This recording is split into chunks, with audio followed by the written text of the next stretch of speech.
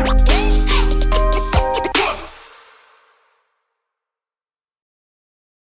name is Keefer, aka Cons1, aka Sir.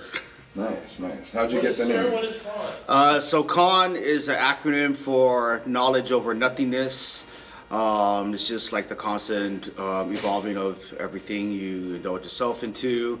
And then Sir was an inspiration, another acronym, an inspiration from my friend. So it basically stands for someone everyone respects. So he has cancer, and so basically he tries to live his life in a respectful type of way. Yeah. That's what's up, man. How'd you come up with Keefer? That actually was given to me in elementary school when I got in trouble for smoking weed. Oh, that's a cool little Yeah, story. so my government name is Keith, and then they just were like, oh, Keefer Reefer. That's kind of cool. So that's how, like, yeah, How'd and you start then it smoking? just, How'd you start smoking? So I just saw my cousin. I was in the bathroom in middle school, walked in, and then he's just like, here. Then the rest was history. And Did you start doing art at a young age as well? Yeah. So like back home, art's like a big thing. Back on the islands in Guam. So ever since that, like in middle school, elementary school, I would just dabble on like the basic pen, paper type of deal. Doing just normal basic stuff, and then never really got into like spray painting or graffiti or other types of mediums until like I was well off later on in life, to be honest.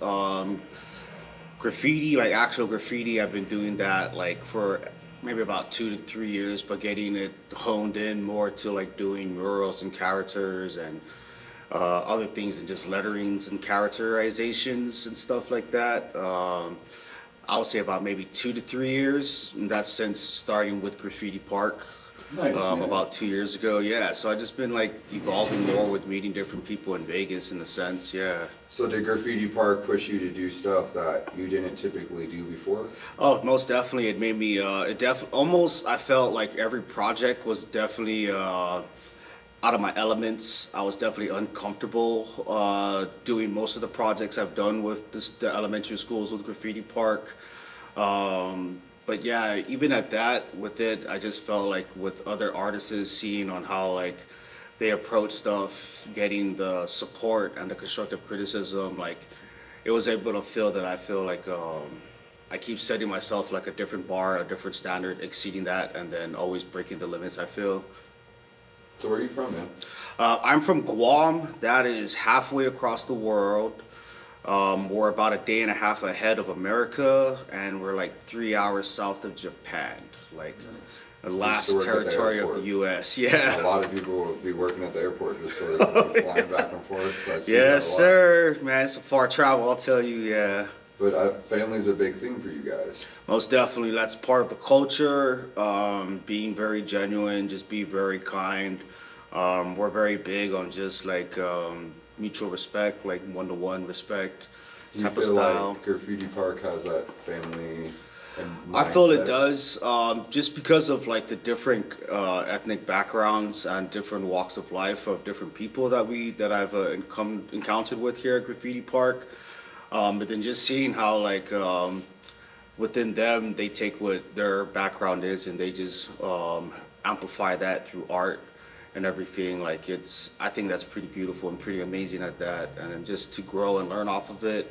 It's like it's part of their culture, cultures like music, life, art, things like that. What inspires you? To be honest, what inspires me to do art, just the fact that it's like just my view on how I look at the world, on how I perceive things, like my subjective outlook on things that affect me, things that I've been through personally, and just how I could portray it. I'm not one with words per se, like a journalist or someone who writes things down. So I feel like I can express myself through art, through different color tones and patterns and things like that. That's mostly just the influence started from there. It's just like a scapegoat, and then from it being a scapegoat, it manifested into just me enjoying it even more. And then it's just becoming like more therapeutic in a sense, like just to paint daily is just seems more natural or becoming natural. Yeah. So when you paint, something I've noticed is that you have a very unique technique compared to somebody I've seen, compared to Black. Black almost blacks out. Yeah. You know what I mean? Yeah, yeah. I see you walk back, you look at a wall, and then you attack it for 25 minutes, and then you just stop. And you'll just grab a different color, and then you just stand there, and then you attack it. And it's like, that wasn't the background, that wasn't the foreground, you're just attacking some random part that your brain sees. So how'd that start coming about? So I guess it's kind of like every artist will agree with me. It's kind of like as you're going into your piece, and as you're at like different levels or different layers of it, and when you step back, it's always good to step back and take a look at it from different angles. And what the reason why I stop and I attack it is because like I feel like, oh, I noticed something here. I want to be able to attack that and accomplish that before I forget about it. And then I go back to what I was doing previously so that I can always like, okay, I can always add on to what that was before. Okay. That's just my thought. Seeing it from the outside, it doesn't look like that. Yeah. Now it's explained. It sounds so that's just basically. Yeah, that's. I remember when I was doing that chameleon. That's when you were like, "What the fuck?" And I was like, "Yeah, man." Like I didn't explain it then, but like that's basically what it is. Is like I try to accomplish it because like it's my thought process. Like I want to. It's like trying to say something before you forget to say it. So I want to make sure I get that part of the piece on there before I forget about it. And then now later on, I'll be like, "Oh damn, what was I trying to do? What was my thing?" Because I feel you shouldn't. I don't like to get stuck into one part of the piece, so I'll like work on it in sections and then figure out how to just tie everything in later if I want to do outlines versus not doing outlines. Dude, sometimes it literally looks like, it's crazy, like it looks like you've taped it, and I'll walk over and it's like, nah, it's just, you just put that color in that one section. And it's like, you know what I mean? And I'm like, all right, and then it's like, you don't do outlines sometimes, and it's so clean. And that's crazy because like you see some other artists that are just like, with that being said, is like I don't really see you buff a lot of your work. Like, like a lot of artists will put like an outline, do it, with you it's more like you already see the outline in your brain. Yeah. Some artists have a tablet and they'll match it with the wall. It's crazy to think like your brain sees the wall as like these little bricks that you're just placing these lines already. Yeah, I get what you're saying. Yeah, it is different, and I guess too, it'll be like the kind of piece that I want to achieve, and I understand like everyone has their style. Like with the different artists I've worked with, like their approach, like what they're trying to achieve, like 3D versus 4D versus depth. Like how Black does a lot of like very focal point stuff, like that leads you into the piece. Everyone's very different.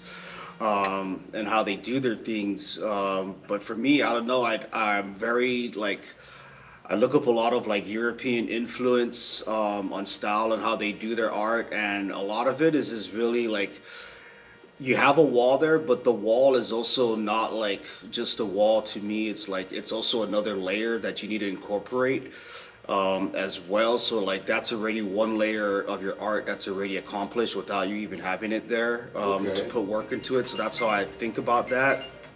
And so with that too, like I'm very like I don't know. I like the abstract style, so that's why when you've seen me piece before, it's like it's either like a close-up style or it's When you say that, I kind of understand what you mean though, because I have seen like European artists. They'll just like you can see that like it's like a piece of a piece of a piece. Like they'll do a face and it's just the base, and then it's this piece that's added and this piece that's added. But like they never really take away from the original wall. The wall is the original background. And I see what you're talking about. Is there any artists that really inspire you? So there are a few. This one guy from France. I think he's from France. I'd probably get it mixed up.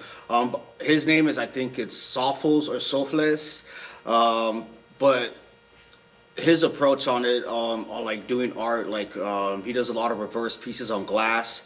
So when I watch him do that, like that kind of inspired me to like, or just really open my mind up, because the approach on doing like an entire mural reverse, backwards in glass, so like what would be on your left is now on your right and everything. So you wouldn't do your initial layers first, because you would have to work, because it's glass. So you would have to do like your outline first, and then like your fourth dimension, then your third dimension, then your second, and then you're back to your third, then your first will be last, or your last will be first. Very different.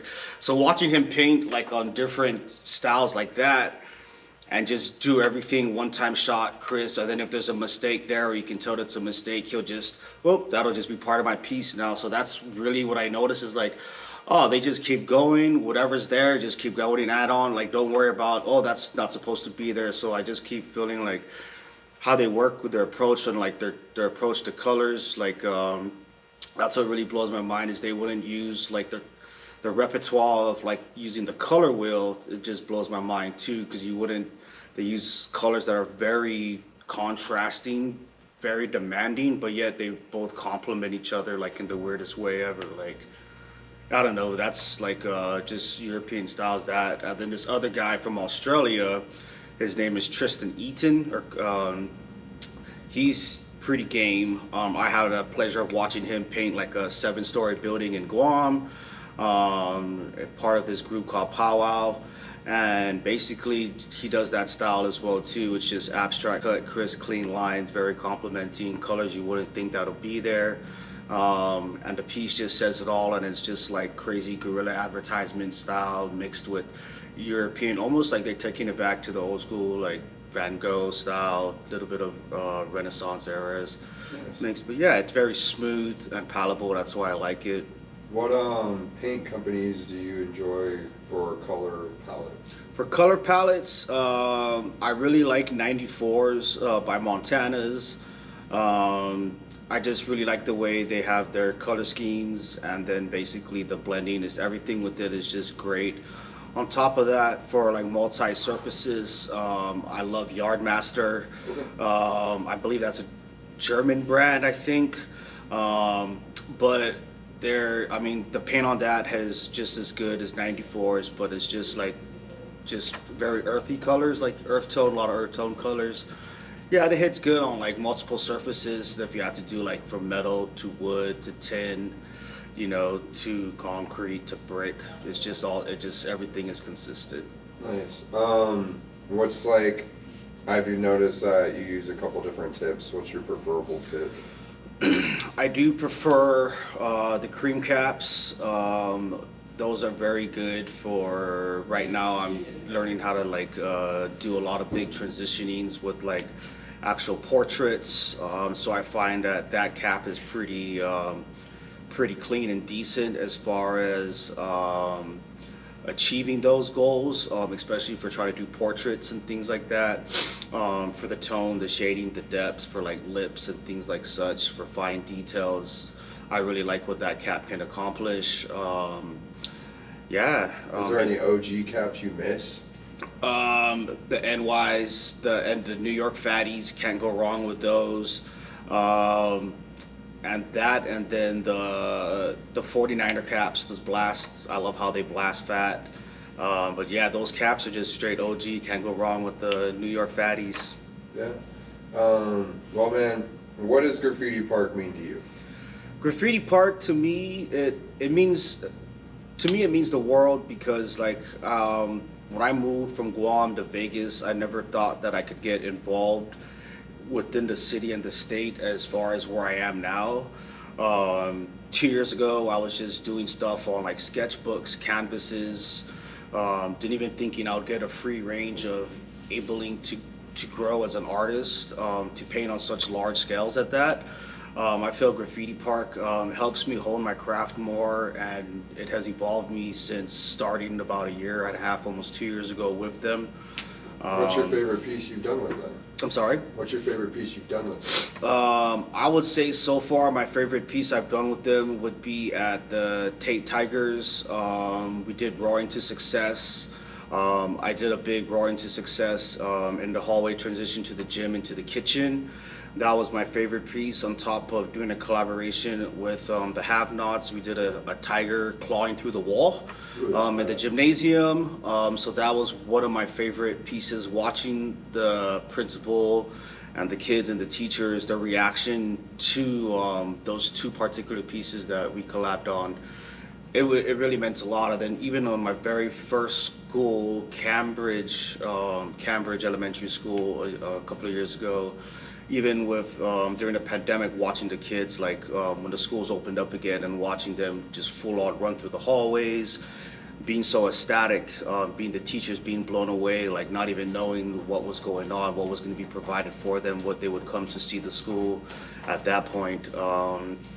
All things like that, just to being able to like see that reaction from them, and then to know that it can have that positive influence, like really, it really means a lot to me, because I never thought that I could even be doing something like this. Like, it was just wild. Giving back to your community. Yeah, so like I just think even it means a lot to me, because I you know, personally I've grown. I feel like I set myself to a standard, and then I come close to the standard, I beat it.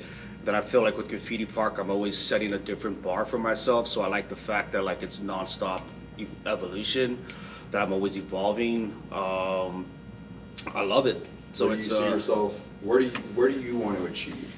You said, you know, you saw a guy do a 7-story building. Is that something that you want to do in your lifetime? Definitely. I want to be able to get to that type of caliber, to be part of like a worldwide major art event that tours around different regions. I would think like Graffiti Park could do something like that. Yeah, definitely. I see that in the future. I definitely do want to travel and get upscale like that with other artists in different parts of the country, if not part of the world.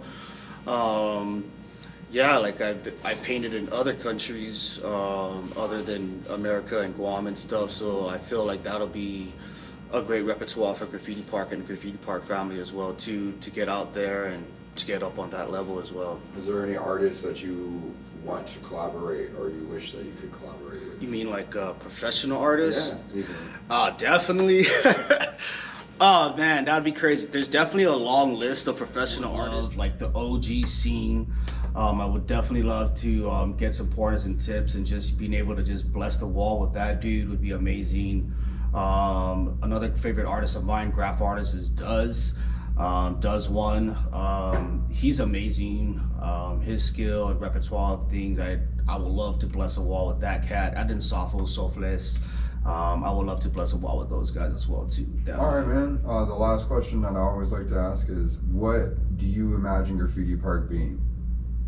Graffiti Park, I feel like in the future, it's going to be something that'll be like a household name. It'll be on top of a household name. It'll be a household name amongst like a lot of students, families that have kids in elementary schools, growing up into high schools. I see Graffiti Park being a staple center for like kids who get out of high school, and like it being a source for them to like, hey, I'm an artist in high school. I can come and learn from these guys who are professionals, who does provide those tools for them to grow. Almost like internships and stuff like Basically, I see it as like an advocate for that. Graffiti Park can be an advocate for internships, for helping kids outsource, trying to find like being independent, whether they want to do that, freelancing. I see a Graffiti Park as like a major outsource to many different things. That's concrete, I feel. And I just see it growing and nonstop in very different avenues at that, with different types of artists that are with us, and that just the contacts that we've come across. But yeah. Is there anyone that Graffiti Park has helped you align with, that's helped you pursue further in your art? What do you mean by like? Like, has there been anybody that you've met because of Graffiti Park that's helped you grow? Outside of Graffiti Park? Yeah. There are some individuals that I have met outside of Graffiti Park in like the cannabis industry and things like that. Just even people I've met that are not Graffiti Park, that I've done collaborations with them, that are from out of state. I met a few artists that was from Seattle and from California. So like, I feel that just talking with those types of people and having them being like branched out professionally, where they do things professionally in other states, I feel that has helped me out as well too. And then amongst in Vegas, the professional artists that are well established here that does things for like the hotels, the Fremont Experience and the downtown and the Main Street and the Art District. So far, that's what I feel that I've got introduced to. I'm just still new at this, so I feel there's still a lot of people that I could definitely get to know and meet and network with. It's just all about like getting yourself more out there, I feel. But so far, I feel like with the people I've met through Graffiti Park, it has been substantial, and it has been very mutual and, you know, very professional, and it's been beneficial for all parties, I feel. Yeah. That's really awesome, man. Well, I'm really glad that you came down. Thank you. Glad we Thank got you. to talk. Yes. Thank you, man. All right.